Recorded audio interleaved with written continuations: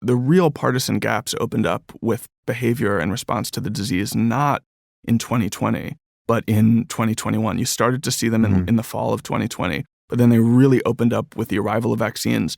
And then there was another bump when there was a consideration. They were never really implemented, but a consideration of vaccine mandates later on in 2021.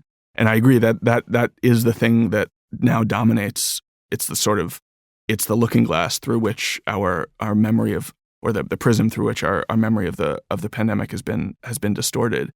And I think it's from my perspective, the vaccines are and were a miracle.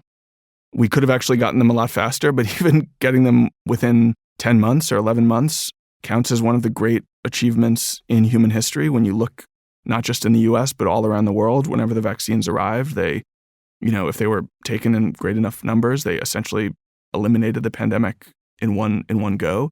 In the UK, for instance, they had much worse, two big initial waves that were much worse than we had in the US. Then they got the vaccines and basically haven't had anything comparable since. The US is a little bit of a murkier picture because we had, less successful vaccine uptake. And yeah, to your point, it's just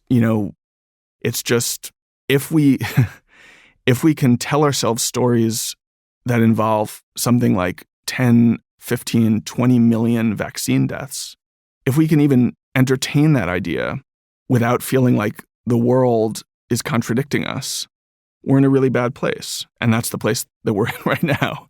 And I think some of the natural features of COVID played a role here. I think that, it's significant that the fatality rate was something like 1% at the population level. It changes based on the demographic structure of the population, but something like 1%, which means that even if you knew 100 people who got sick, probably you may only know 1 or 2 people or even 0 people who actually died from it. And it allows you, especially as a survivor on the other side of the pandemic, to look back and think it was not that big a deal.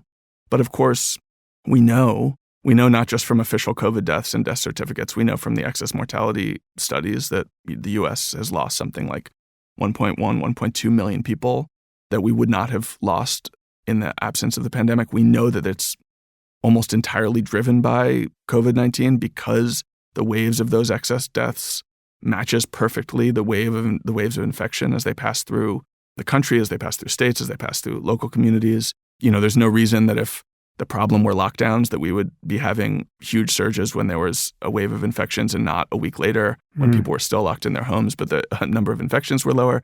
It's just indisputable that this was a major disease. It was primarily punishing us because of how novel it was, how inexperienced our immune systems were. But, it proved at the global scale to be incredibly punishing. Best estimates are something like 25 or 30 million people died.